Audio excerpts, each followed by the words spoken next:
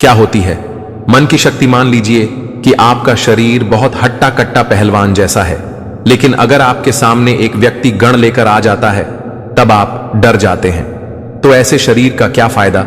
यहीं पर काम आती है मन की शक्ति, जिसे आज की भाषा में जिगरा भी कहते हैं। हो सकता है कि इससे पहले आपने योद्धा दार्शनिक के बारे में कभी ना सुना हो, क्योंकि आज के दौर में सभी तन से तो मजबूत हो सकते हैं, लेकिन उनका मन कभी बलवान नहीं हो सकता। योद्धा दर्शन हमें मन और तन दोनों की शक्ति को बढ़ाना सिखाती है। मन की शक्ति बढ़ाने के लिए वैसे तो कई उपाय हैं, लेकिन जो सबसे बड़ा और प्रभावकारी उपाय है उसे हम आज आपको इस कहानी के द्वारा बताने वाले हैं। जब भी कोई व्यक्ति योद्धा के संघ में शामिल होता था तो योद्धा उसे सबसे पहले शांत रहने के लिए कहता। ध्यान की अवस्था में जाने से पहले उस योद्धा को शांत रहना सिखाया जाता था। आज के दौर में हर तरफ शोर है, इसकी वजह से दिमाग में तनाव पैदा होना लाजमी है। ऐसे में अगर आप हर रोज कुछ देर मौन रहने का अभ्यास करते हैं तो इससे आपके तनाव पैदा होने वाले हार्मोन के लेवल में कमी आती है। इससे आपका दिमाग शांत होता है, गुस्सा नियंत्रित रहता है और तनाव बढ़ाने वाले हार्मोन्स का लेवल घटता है। आज के इस वीडियो में हम जानेंगे कि किन मौकों पर हमें शांत रहना है और किन मौकों पर हमें बोलना है, और शांत रहने से हमारे अंदर क्या बदलाव आ सकता है। दोस्तों, संध्या काल का समय था। योद्धा अपने सभी शिष्यों को बुलाते हैं और कहते हैं, कल सुबह सब लोग नदी में स्नान करने के बाद तुरंत हमारे सामने उपस्थित हो जाना। सभी इससे हैरान रह जाते हैं कि हम लोगों ने कुछ गलती की है क्या, लेकिन एक शिष्य कहता है कि हो सकता है कि योद्धा कल सुबह कुछ अच्छी बात बताने वाले हैं। सब लोग रात को सही समय पर सो जाते हैं और सुबह उठकर सभी लोग नदी में स्नान करने के बाद वापस योद्धा के सामने उपस्थित हो जाते हैं। योद्धा कहता है, आज मैं तुम सबको चुप रहने के फायदे के बारे में बताऊंगा। 10 मौके जहां पर चुप रहने से होता है लाभ और बोलने से नुकसान। योद्धा कहता है, अगर आप इन 10 मौकों पर शांत हो गए यानी मौन हो गए तो आप जो चाहेंगे वही मिल जाएगा। आपकी जिंदगी में चमत्कारिक बदलाव शुरू हो जाएंगे। जरूरत से ज्यादा बोलना या चुप रहना दोनों ही अच्छी बात नहीं है। जैसे जरूरत से ज्यादा बारिश हो जाना या फिर धूप दोनों ही दिक्कत देती हैं, उसी तरह अनावश्यक बोलने से भी काफी नुकसान होता है। योद्धा कहता है, पहला, ऐसा मौका जहां पर व्यक्ति को चुप रहना चाहिए, बिना तथ्य के ना बोले। अगर आपके पास कोई तथ्य नहीं है तो वहां चुप रहने में ही भलाई है। चुप बैठने से दिमाग में नई कोशिकाओं का निर्माण होता है और इससे ज्ञान की वृद्धि होती है। बोलने में भलाई वही है जहां आपको किसी चीज के बारे में पूरा ज्ञान हो। अगर आप बिना तथ्य के कहीं बोलते हैं या फिर बेवजह बोलते हैं तो आपका वहां मजाक भी बन सकता है। अगर आपके पास पर्याप्त जानकारी नहीं है, ऐसी जगह पर बोलने से आपका मजाक तो बनेगा ही, साथ ही साथ लोगों का भरोसा भी आपसे उठने लगेगा। इसलिए ऐसी जगह पर शांत रहो जहां तुम्हें पता ना हो कि क्या बोलना है क्या नहीं। कई बार कुछ लोग ऐसे होते हैं जो हर जगह अपनी उपस्थिति जताने लगते हैं। उन्हें पता नहीं होता कि हमें क्या बोलना है, लेकिन फिर भी बोलते जाते हैं और बाद में दूसरे लोग उनके जाने के बाद उनका मजाक उड़ाते हैं। जब तक आपको उस तथ्य के बारे में अच्छा ज्ञान नहीं है तो वहां चुप रहना ही ज्यादा समझदारी है। योद्धा दार्शनिक का कहती है। दूसरा, ऐसा मौका जहां पर व्यक्ति को चुप रहना चाहिए, शब्दों से ना पहुंचाएं। ठेस, अगर आपके शब्द किसी को मानसिक ठेस पहुंचा रहे हैं तो वहां चुप हो जाना चाहिए। कमजोर व्यक्ति के बारे में कुछ भी बोलकर आप महान नहीं बन सकते। महान आप किसी कमजोर का साथ देने में बनेंगे। कई बार ऐसा होता है कि कुछ लोग अपने से छोटे व्यक्ति को भला बुरा कहते रहते हैं। सामने वाला इंसान तो कद से आपसे छोटा है, वह आपको कुछ नहीं बोलेगा, लेकिन आप उसकी नजरों में गिरते चले जाएंगे। हो सकता है कि कल वह भी आपसे पद में बड़ा हो जाए। पद में आपसे जब वह बड़ा हो जाएगा तो आज जो रवैया आपका उसके साथ है, आने वाले समय में वह भी आपके साथ वही करेगा। आप किसी को नीचा दिखाकर बड़ा नहीं बन सकते हैं। बड़ा बनना है तो अपने से छोटे लोगों की इज्जत भी करना सीखें और साथ ही साथ बड़े लोगों का भी सम्मान करना चाहिए। लोगों को लगता है कि अगर वे अकड़ कर बोलेंगे और सामने वाले को नीचा गिराने की कोशिश करेंगे तो वह बड़े बन जाएंगे। यह उनकी भूल है। बड़े होने की बजाय आप उनकी नजरों में गिरते चले जाएंगे। योद्धा आगे कहते हैं, इसलिए शिष्यों, तुम सब जब भी बोलना आदर भाव से बोलना, ताकि तुम्हारी बात लोगों को अच्छी लगे।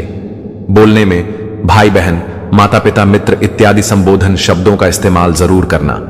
इससे तुम्हारी मान प्रतिष्ठा तो बढ़ेगी ही, साथ ही साथ लोगों की नजरों में तुम समझदार व्यक्ति बनते जाओगे। योद्धा ने आगे कहा, तीसरा मौका, जहां पर व्यक्ति को चुप रहने में ही भलाई है।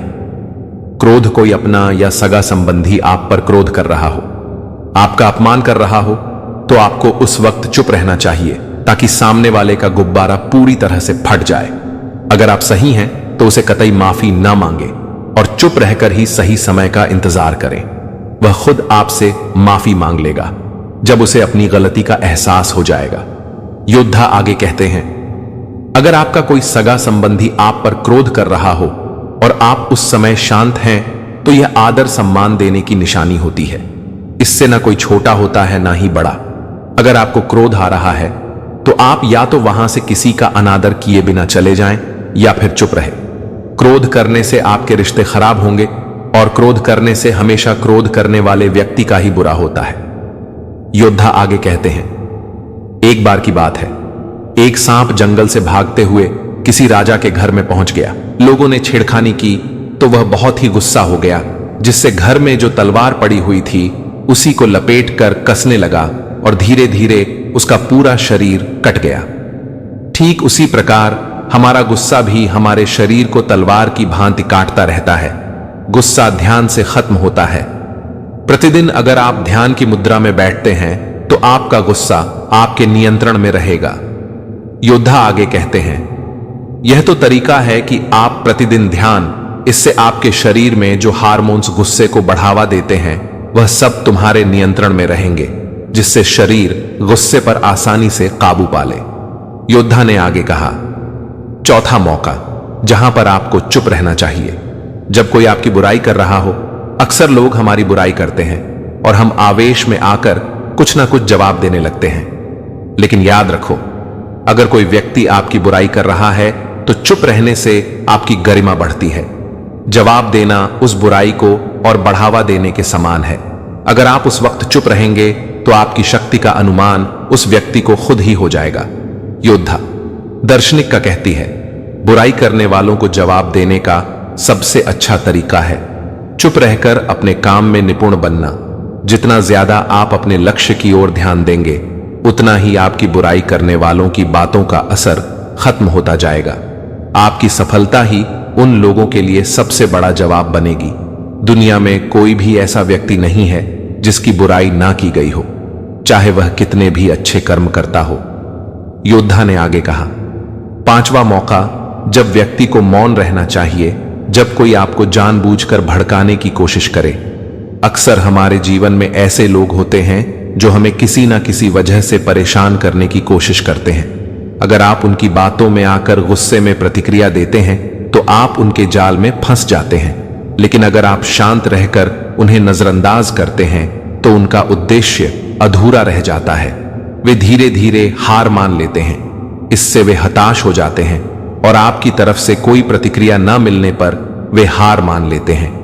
योद्धा दार्शनिक का कहती है, छठा मौका, जब आप किसी समस्या के समाधान के बारे में नहीं जानते। अगर आपको नहीं पता कि किसी समस्या का हल क्या है तो बेहतर है कि आप चुप रहे। बेवजह बोलने से समस्या का समाधान नहीं निकलेगा, बल्कि समस्या और उलझ जाएगी। मौन रहकर समस्या पर ध्यान केंद्रित करें और सही समय पर सही उत्तर देने की कोशिश करें। इससे आप बिना बेवजह उलझनों में फंसे रहेंगे। कई बार लोग सिर्फ यह साबित करने के लिए कि वे सब कुछ जानते हैं, बेमतलब बोलते जाते हैं, लेकिन इसका परिणाम यह होता है कि लोग उनकी बातों को गंभीरता से लेना बंद कर देते हैं। योद्धा ने आगे कहा, सातवां मौका, जहां पर आपको मौन रहना चाहिए, जब आप किसी का पक्षपात कर रहे हो। अगर आप किसी व्यक्ति का पक्ष लेने के लिए किसी और पर टिप्पणी कर रहे हैं तो आपको उस समय चुप रहना चाहिए। पक्षपात से रिश्ते बिगड़ सकते हैं और आपकी निष्पक्षता पर सवाल खड़े हो सकते हैं। मौन रहकर आप स्थिति को बेहतर ढंग से समझ सकते हैं और सही निर्णय ले सकते हैं। योद्धा दार्शनिक का कहती है, 8 मौका, जब आपको किसी की आलोचना करनी हो।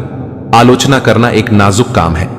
अगर आप किसी की आलोचना बिना सोचे समझे करते हैं तो इससे आपकी छवि खराब हो सकती है।